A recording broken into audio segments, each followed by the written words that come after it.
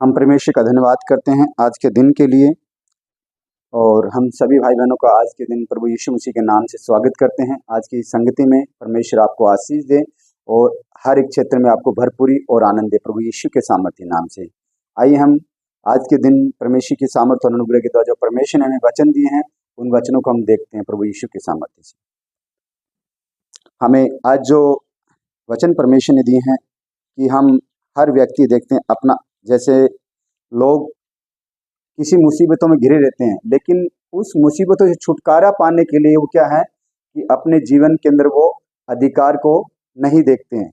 आप थे थोड़ा सा आगे बढ़ सक जाओ, आगे सक जाओ, कोई दिक्कत नहीं।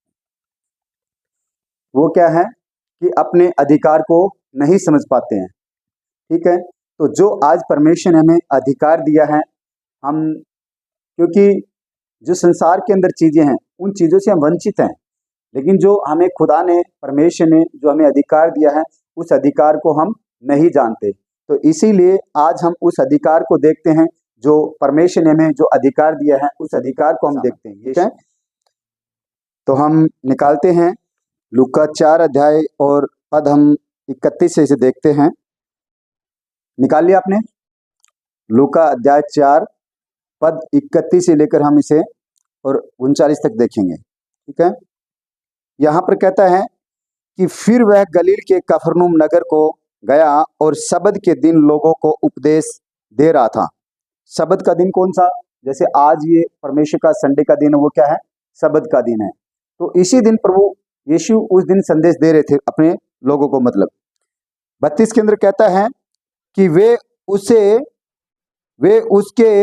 उपदेश से चकित हो गए क्योंकि उसका वचन अधिकार सहित था। मतलब वहां पर जो यहूदी गलील लोग थे वो प्रभु यीशु के उपदेश से चकित हो गए, क्योंकि जब वो उपदेश देते थे तो वो क्या एक अधिकार के साथ में नहीं देते थे, लेकिन प्रभु यीशु ने, क्योंकि वहां पर वो लोग क्या थे? याचक लोग थे। लेकिन जब प्रभु यीशु ने उन लोगों को वचन दिया तो वो एक अधिकार के साथ में उन्हें वचन को पेश किया। आगे कहता है 33 के अंदर कि आराधनालय में एक मनुष्य था जिसमें अशुद्ध आत्मा थी, वह ऊंचे स्वर से और 34 के अंदर, हे यीशु नासरी, हमें तुझसे क्या काम कि तू हमें नष्ट करने आया है?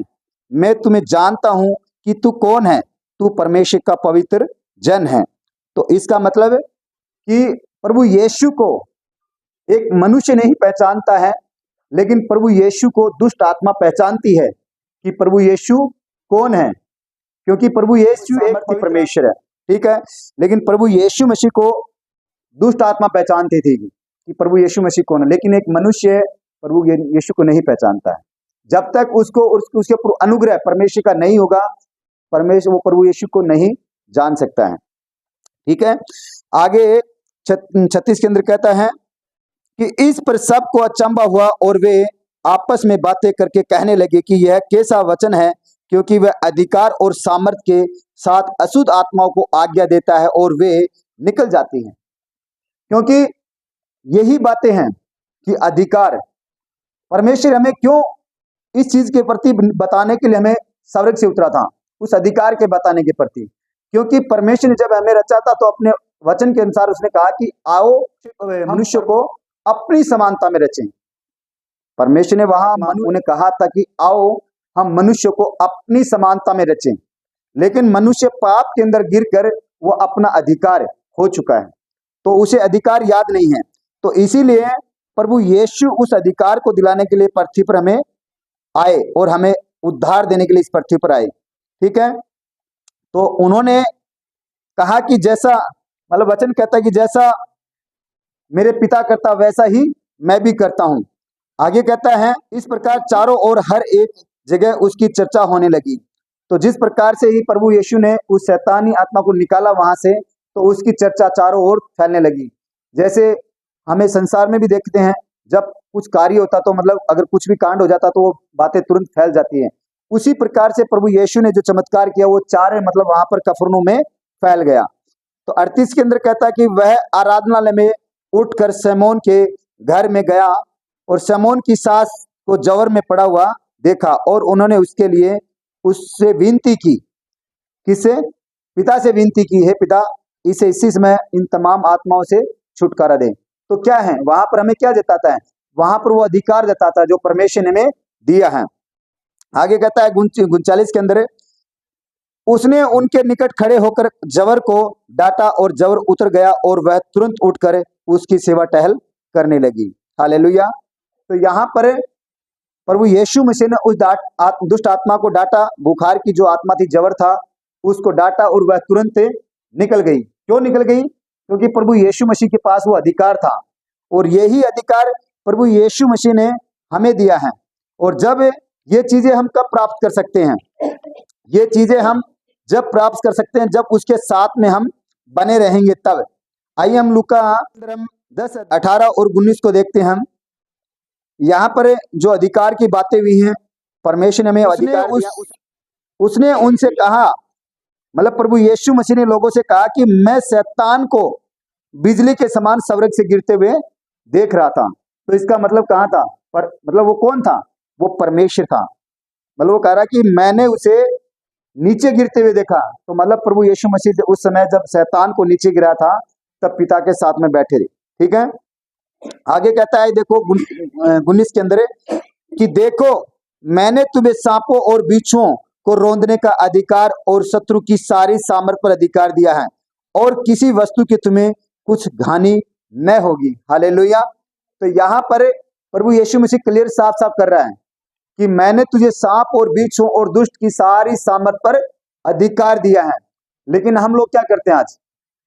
हम लोग दुष्ट आत्मा को अपने पर हैवी होने देते हैं। क्यों? क्योंकि हम परमेश्वर के उस अधिकार को नहीं जानते हैं। इसीलिए परमेश्वर का वचन कहता है कि मेरे बेटी बेटों को मेरा ज्ञान न होने की वजह से वो नष्ट होते जाते हैं। जब हमें परमेश्वर का ज्ञान नहीं है तब इन चीजों को हम अपने ऊपर हैवी होने देते हैं। जब हमें पता लगता है कि अधिकार परमेश्वर ने हमें अधिकार दिया है, तो उस अधिकार को हम जब जानते हैं तो हम शैतानी आत्मा को अपने जीवन से निकालकर बाहर फेंकते हैं। तो इसीलिए हमें इस अधिकार का जो खुदा ने हमें दिया है उस अधिकार का हमें प्रयोग करना है। क्योंकि यहाँ पर वो क्या कह रहा है कि देखो मैंने तुम्हें सांप और बिच्छुओं को रौंदने का और दुष्ट की सारी सामर्थ पर अधिकार दिया है, और किसी वस्तु से तुम्हें कुछ हानि न होगी। तो यहाँ पर कह रहा है किसी भी वस्तु से तुम्हें कुछ हानि न होगी। जब हम परमेश्वर के अंदर चल रहे हैं, परमेश्वर को जान रहे हैं, तो हमें वो किसी बनी वस्तु की घटी ना होने देगा, ना हानि होने देगा। चाहे हम, वो कह रहा ना, इसको उसका वचन कहता है चाहे तू घोर अंधकार की तराइयों से होकर चलेगा तो भी तू हानि से न डरेगा। हम चाहे इतनी घोर अंधकार की तराइयों से होकर चलते हैं, जब प्रभु यीशु हमारे साथ चलता है तो हमें किसी प्रकार की हानि नहीं होने देता है। तो हमें विश्वास करना, जो हमें परमेश्वर ने वचन दिया है उन वचनों को हमें लेकर चलना साथ में। जैसे हम और देखते हैं वचनों को, क्योंकि परमेश्वर का इस पृथ्वी पर आना क्या था? हमें कुछ चीजों से अवगत कराने का, मतलब हमारा उद्धार करने के लिए। क्योंकि जो पहले व्यवस्था दी थी उस व्यवस्था के द्वारा लोग उस व्यवस्था से आजाद नहीं हो पा रहे थे, तो लोग ज्यादा पाप के अंदर गिर रहे थे। तो प्रभु यीशु मसीह का आने का आगमन यही हुआ कि लोग उस पाप से छुड़ाए जाएं और उद्धार प्राप्त करें। जब प्रभु यीशु मसीह पृथ्वी पर आता तो वही चीजें क्या सिखाता हमें कि आपको ऐसे प्रार्थना करनी, आपको इस प्रकार से दुष्ट आत्मा पर अधिकार दिया गया, आपको ऐसे चलना, आप मतलब परमेश्वर के स्वरूप में रचे गए हैं।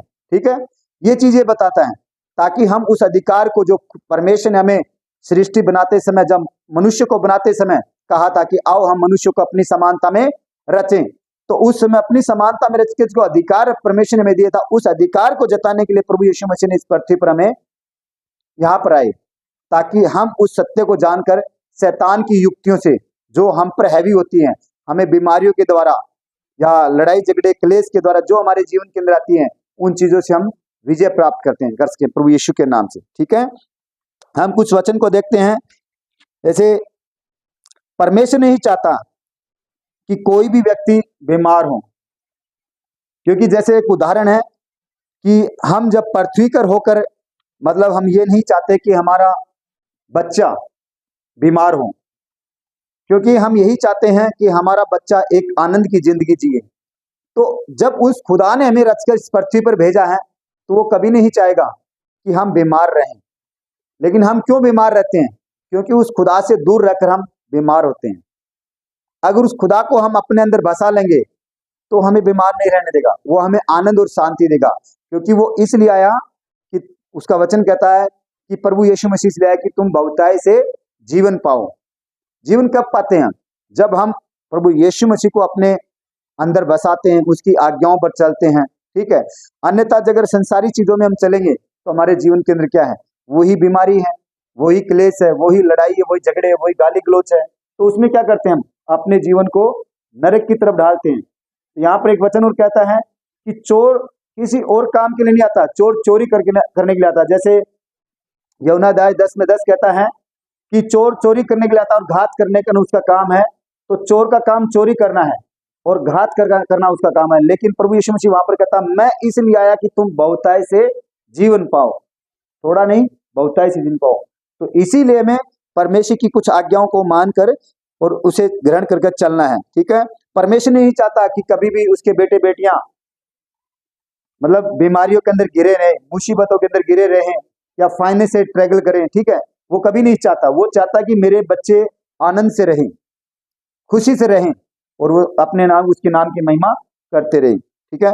कुछ वचन को हम देखते हैं, जैसे लूका अध्याय 5 के अंदर देखते हैं हम, 5 के 12 से हम 20 तक देखते हैं।